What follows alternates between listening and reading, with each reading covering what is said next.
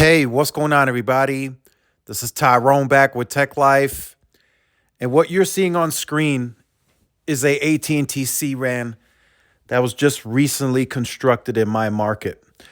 So the video, I wanted to tie that into what I believe is a major shift that's coming to AT&T, and I wanted to fill you guys in on why I believe that is going to happen. And we have some very, very strong evidence that this is a very strong possibility of what I'm about to discuss in this video. So recently we got the announcement, right? Ericsson is going to take over the AT&T network. Nokia's out.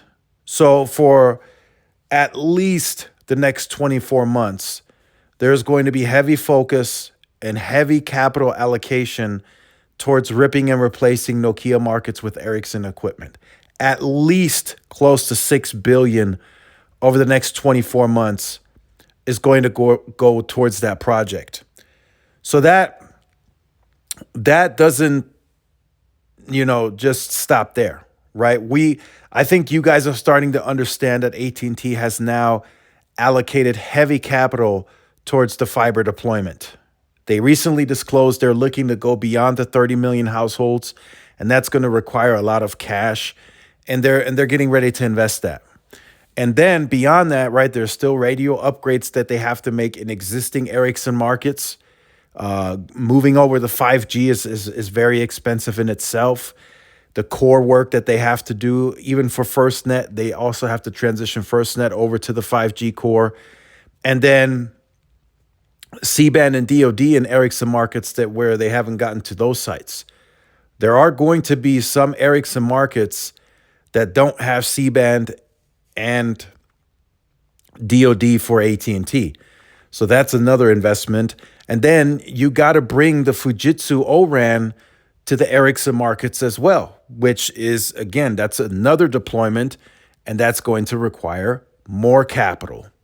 So here's what I think the shift is going to be. I think from a deployment perspective, right, everybody's looking for new sites, densification, and that's what people are excited about with AT&T, because AT&T kind of lagged behind. They didn't really get much approval during LTE to densify much because they were so focused on media. Only in the top, I would say 20 to 50 PEAs is where they really invested heavily. Outside of that, the network gets very thin. So now what I believe is the next step for AT&T, I believe they are really going to heavily transition to C-RAN. The tower sites are still going to come, but that's going to be far and few in between. They're going to look at very low RSRP areas where they have the absolute, and they're going to look at that too from a common sense perspective and a money perspective. Which of the two makes more sense? Do I deploy a bunch of C-RAN? Is that cost effective in this area? Or do I just place one tower and I can cover that area better with that tower? And then in the future, whenever the area gets a bit congested, I can still put C-RAN. Or if I have a tower, close enough, let me just put a few C-RAN, right? That's how they're going to look at that as well. But I think, and this is also what I've seen for my market and several others internally, is that the focus is shifting to C-RAN, which for some is going to be good and bad, right? The C-RAN is only supposed to supplement and complement the macro network. It's not supposed to become the coverage fill-ins. But in some of these areas where they are deploying the C-RAN, it's going to become the only coverage and capacity that's in that specific area. So that's something that they are going to, I feel, heavily shift towards, because for AT&T, if you look at their large fiber footprint, it's going to be much cheaper to deploy the C-RAN. They just got to get the permitting, which in a lot of these markets, they already have the right of way because they are the fiber provider. So doing this type of work is going to be easy. You just connect it up to your own fiber, which they can pick and choose. They can look, okay, these are the neighborhoods, or these are all the areas, and they have that mapping. I've seen the map. It's color coded. They look over the market and they can see where their fiber is located, and they just go to these neighborhoods, they deploy the nodes, and then they hook it up to their own fiber.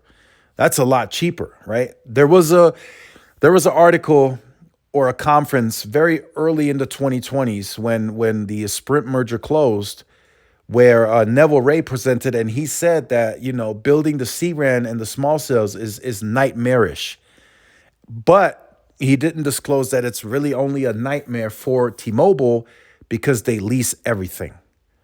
So not only would they have to get jurisdiction and they would have to get permission from the municipalities, but they would also have to strike a third party deal for the fiber, right?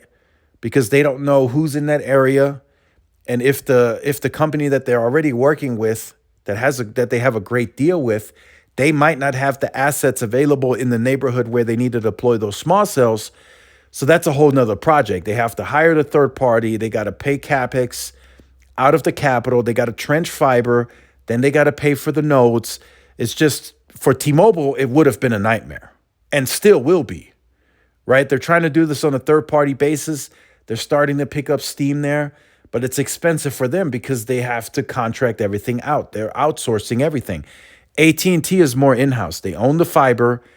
They just hire the contractor to deploy the node, and then they hook it up to their own fiber.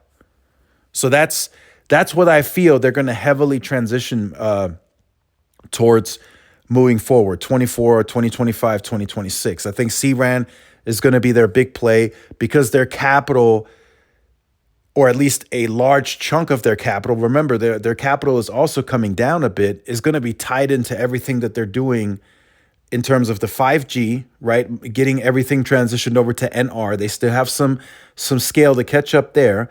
Then you got to remember they're going to be heavily ripping and replacing Nokia markets to Ericsson. That's about a close to $6 billion project there over 24 months, and that will continue outside of those 24 months. You got to remember the 24 months only gets them to 70% if they can get there, if they can establish a pace to get there. They believe they can, and I believe they can too, but we have to see that come to fruition. Right now, it's all speculation. It's all just, a guidance of where they would like to be. We have to see where they will be in that 2-year span. And then we also have to look at, the transition from the radios. We have to look at how quickly can Fujitsu supply the demand. That's another thing too, because they got to go into the Ericsson markets and deploy their O-RAN there too, which again is going to require more capital. That's probably, it might be part of that $14 billion deals over 5 years. But again, the 24 months is probably going to be the most aggressive. And outside of that, they have another 30. If they get to the 70%, they have another 30% to go to fully rip and replace and get that O-RAN to scale, which I assume the last 30% is probably going to be very rural. Sites are going to be very spread apart, going to be a lot of landmass to cover. So they're probably going to need another 24 months after that just to catch that last 30%. So again, AT&T is in a very, very interesting positions, right? There's a lot of positives here, but there's also some negatives, right? The timeline may not add up. And then if you look into the future, as they maybe, try to keep pace with the competition, just think about where T-Mobile will be in the next 24 months. While AT&T is trying to rip and replace all these old sites from Nokia to Ericsson, they just got the 200 million pops of C-band, right? Which a lot of people are disputing because they just don't see it. Again, I'm just going by what they're claiming. And then just think about where T-Mobile will be, right? If T-Mobile doesn't make any major changes, their network should be bigger natively by that time, not just speaking on vendors. They should have more sites, new coverage up. Their N41 probably will be a bit more at scale, 310, 315 million, who knows? And C-band and DoD should be at a fairly decent scale by that time. Verizon will have caught up to T-Mobile by the next 24 months. I'm just calling it what it is, right? They're going to end the year at somewhere around 240 million pops. I think they crushed 250 in the first quarter next year. I don't know why they're being so humble about it, but 250, they might do 260, 265 by the end of the first quarter at the pace that they're moving. I think they get to 290 by the end of the year, personally. They're accelerating now since one fiber is done. They're going to accelerate the C-band deployment. So again, within the next 24 months, Verizon C-band is going to be at a big scale as well, not just pop-wise, but also geographic-wise, square miles. So again, where does that put AT&T, right? They're moving in a different direction is all I'm saying. They're wanting to be more competitive.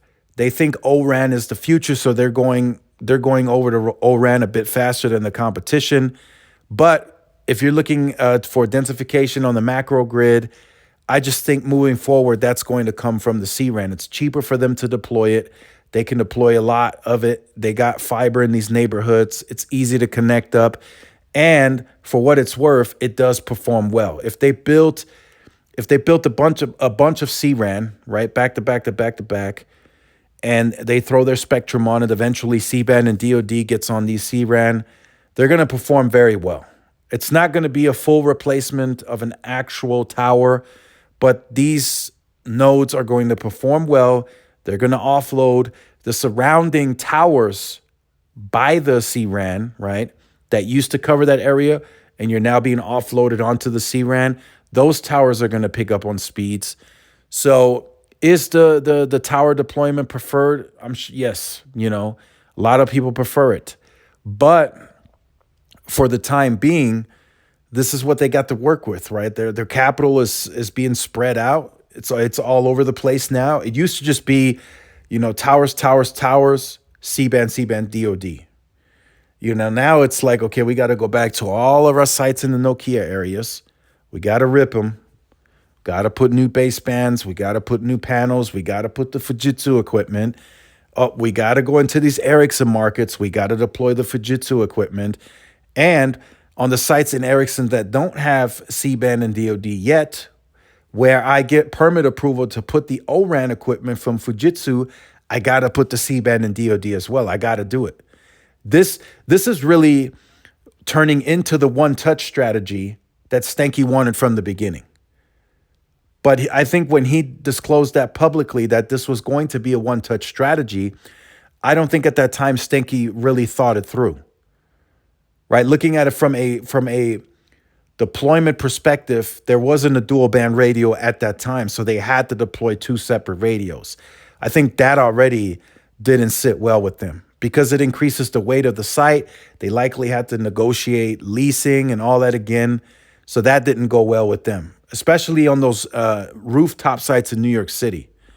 Those landlords are very finicky, very hard to work with. So they probably just said, screw it, we're just going to deploy C-band and we'll get back with you at a later time. So those were a lot of hard negotiations that they had to go through. And, that's just the reality of it. I don't think Stenke at the beginning thought this through, but now looking at it, 3 years in, from the time that they made that statement, or 2 years, I think it was 2021 Analyst Day when they made that one-touch statement. Now that one-touch could actually become reality. All those sites, and I better see this, all the sites that are being ripped in the Nokia market that don't have C-band and DoD, I better see an Ericsson dual band radio going on every single one of those sites. No site should be left untouched with C-band and DoD.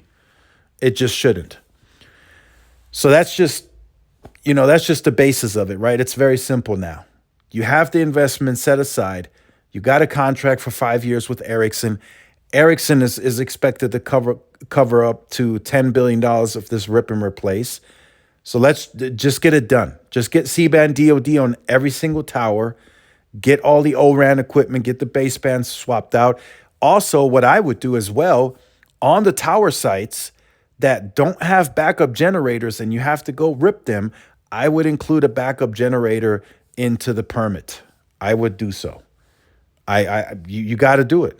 It shouldn't be a huge amount, but those sites that don't have backup power, you need to add a generator to them. That would really complete the one touch.